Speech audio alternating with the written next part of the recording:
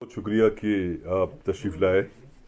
आज की इस प्रेस कॉन्फ्रेंस का सिर्फ एक मौजू है, एक इशू है, एक कॉन्टेक्स्ट है और उस कॉन्टेक्स्ट के कई पहलू हैं। पहले जो पहला पहलू है उस पर बात करेंगे, वो ये है कि अभी हाल ही में चीफ इलेक्टोरल ऑफिसर साहब ने एक बयान जारी कर दिया जिसमें उन्होंने कई इलेक्शंस के बारे में बात की। उसमें लोकल बॉडीज़ भी और पंचायत इलेक्शंस भी और पार्लियामेंट भी। हालांकि यहाँ पे जो लोकल बॉडीज़ और जो पंचायत के इलेक्शंस हुआ करते हैं उसके लिए स्टेट इलेक्शन कमिश्नर होते हैं, तो maybe I don't know, उन्होंने शायद उनको इसका भी चार्ज होगा, मुझे नहीं मालूम। और उन्होंने पार्लियामेंट की बिलखुसूस बात की। उन्होंने असेंबली इलेक्शंस के हवाले से जम्मू और कश्मीर में कोई बात नहीं की।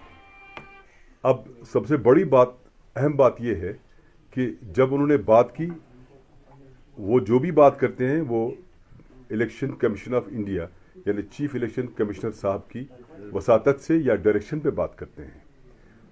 तो जब उन्होंने असेंबली की बात नहीं की तो क्या इसका मतलब ये हुआ कि उन्होंने chief election commissioner of India की बात से बात मिलाते हुए बात की?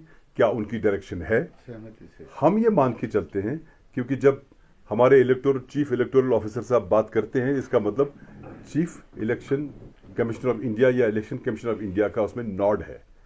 अब हम ये मान के भी चलते हैं कि नॉड नहीं है, लेकिन हमने चार दिन पहले की बात है ना, शायद ये 4 दिन पहले की बात है, हमने 4 दिन कोई रिएक्शन नहीं दिया ऐसे जिस तरह से आज हम रिएक्ट कर रहे हैं, क्योंकि हमने सोचा शायद इनसे गलती होगी और चीफ इलेक्शन कमिश्नर साहब या election commissioner of India as a whole वो ये कहेंगे कि इन्होंने गलत कहा ना, उन्होंने इसको नकारा नहीं। तो हम ये मान के चलते हैं कि इलेक्शन कमीशन ऑफ इंडिया ने जो हमारे चीफ इलेक्टोरल ऑफिसर साहब हैं उनकी बात से बात मिला ली है। अब सवाल खड़ा होता है कि आपने पार्लियामेंट की बात की, असेंबली की बात क्यों नहीं की? तो इसका जवाब हम सीधा सीधा चाहेंगे, क्योंकि हमारा हक बनता है। और चूंकि जो इलेक्शन कमीशन ऑफ इंडिया है, कोई भी कमीशन है, ये एक आइन के तहत है। वो आइन इस मुल्क को दिया है, इस मुल्क के लोगों ने वज़ीर जेर उनके नुमाइंदे। सो हमारा we are very right to ask, we are very right to say it कि हमें जवाब दे दीजिए, क्या आपने ये डिसाइड कर लिया है कि जम्मू व कश्मीर में असेंबली के इंतखाबात नहीं होंगे, कि इसलिए इसकी कोई बात नहीं चली? नंबर 1। नंबर 2,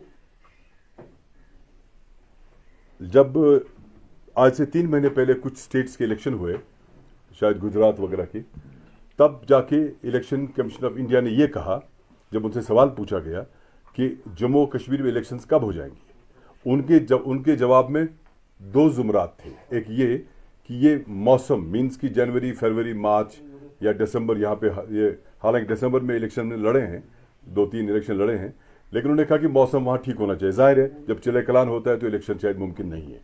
और साथ ही कहा कि जब हालात ठीक हो जाएंगे। अब मौसम तो ठीक हो गया, इसमें किसी की सर्टिफिकेशन की ज़रूरत तो है नहीं, आज तो अप्रैल चल रहा है, अब मई आने वाला है।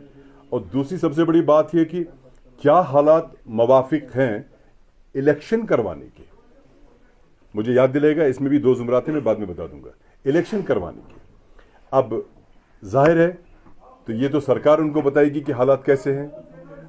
अगर आप अमित शाह जी का बयान आज से 2 महीने का पहले लें, जहां पे उन्होंने ये कहा age home minister of India कि जब भी हमें इलेक्शन कमीशन ऑफ इंडिया हालात के एतबार से पूछेंगे, हम उनको अपना रिपोर्ट पेश करेंगे, ठीक। और उसके बाद उसके कुछ ही दिनों के बाद अमित शाह जी ने एसोचैम जो है, जो बिजनेस लीडर्स का ग्रुप है, वहां पे तकरीर करते हुए कहा कि आप लोग जम्मू कश्मीर में इन्वेस्टमेंट कर लीजिए, वहां पे हालात बहुत बेहतर है, पहले से बहुत ज्यादा बेहतर है। तो इन ए वे उन्होंने डायरेक्टली नहीं, indirectly election commission of India को कहा कि वहां पे हालात ठीक है। अब मान के चलते हैं कि अगर इसको लिखत में भी देना है, तो क्या इलेक्शन कमीशन ऑफ इंडिया ने होम मिनिस्ट्री से या गवर्नमेंट ऑफ इंडिया से यहां के हालात के एतबार से रिपोर्ट मांगी? अगर नहीं मांगी तो क्यों नहीं मांगी? क्योंकि उसके बाद जब कर्नाटक के इलेक्शंस अनाउंस हो गए, वहां पे फिर जम्मू व कश्मीर का सवाल आ गया, तो चीफ इलेक्शन कमिश्नर साहब ने यह फरमाया कि वहां पे डेमोक्रेसी बहाल करने की जरूरत है, लेकिन हालात देख लेंगे। हालात के बारे में अमित शाह जी ने कुछ ही दिन पहले कहा था, और उसके बाद हमारे honourable governor mister Manoj Sinha साहब ने भी कहा कि यहाँ हालात बहुत बेहतर है। अब दाएं बाएं जो हमारा माहौल है, उस माहौल में आप ये कहते हैं कि हालात बेहतर हैं। अब दो सवाल पैदा हो जाते हैं। एक ये कि क्या इलेक्शन कमीशन ऑफ इंडिया ने गवर्नमेंट से पूछा हालात के बारे में? अगर पूछा तो गवर्नमेंट ऑफ इंडिया ने क्या जवाब दिया, हमें पता चलना चाहिए, क्योंकि मामला हमारा है। They must say it. अगर उन्होंने नेगेटिव में कहा है, वो भी हमें बताना चाहिए उनको कि क्या हुआ है, क्या नहीं हुआ है। और अगर इलेक्शन कमीशन ऑफ इंडिया ने अभी तक रिपोर्ट नहीं मांगी है तो क्यों नहीं मांगी है? एक। दूसरा, आप पार्लियामेंट की बात करते हैं, तो जैसे आपको वोट डालना है पार्लियामेंट में, मुझे डालना वोट पार्लियामेंट में, मुझे भी उस बूथ पे जाना है, वहां पे प्रिजाइडिंग ऑफिसर साहब होंगे, वहां पे बाकी अमला होगा, वहां पे मुख्तलिफ पार्टीज के एजेंट होते हैं जो इलेक्शन करवाते हैं, और वोटर भी जाता है, और एक ईवीएम मशीन होती है, इलेक्ट्रॉनिक वोटिंग मशीन होती है वहां पे। अब जब पार्लियामेंट के लिए आपको सारा माहौल साजगार होता है, अचानक जब असेंबली के ईवीएम लगाने की बात आती है तो प्रिजाइडिंग अफसर भी खतरे में, अमला भी खतरे में, वोटर भी खतरे में, सारा स्टेट खतरे में। यह समझ नहीं हमें आता है कि अगर आप पार्लियामेंट की बात करते हैं तो असेंबली के बारे में आपकी क्या राय है, क्या नहीं है। इवन पंचायत इलेक्शन जब होते हैं, या इवन डीडीसी इलेक्शन या हुए, हद यह है कि जब 2019 में जब इलेक्शन हुए पार्लियामेंट के, हम उस वक्त भी हैरान हो गए कि पार्लियामेंट के लिए बशारत बुखारी या किसी गुलाम हसन साहब या किसी विनोद कुमार जी के लिए बूथ पे जाना आसान है, मगर अगर वो असेंबली इलेक्शन या असेंबली मेंबर को चुनने के लिए वोट डाले तो खतरा है। ये उस दिन भी, हाँ, फिर हमें बाद में पता चला कि उनके इरादे क्या थे। कहीं ऐसा तो नहीं कोई और इरादा है इसलिए असेंबली इलेक्शन नहीं करवा रहे हैं वो। तीसरी अहम बात यह है कि अगर इनको वाकई में इन्होंने डिसाइड कर लिया है कि जम्मू व कश्मीर में इलेक्शंस नहीं होने चाहिए, तो प्लीज हम इलेक्शन कमीशन ऑफ इंडिया से भी कहते हैं और गवर्नमेंट ऑफ इंडिया से भी कहते हैं कि हमें बता दें कि आपके यहाँ असेंबली इलेक्शन नहीं होने वाले हैं। लोग भी उसी हिसाब से सांस लेंगे, हम भी उसी हिसाब से सांस लेंगे, हम भी अपना मामला उसी हिसाब से देख लेंगे, लोग भी देख लेंगे, but things should be clear.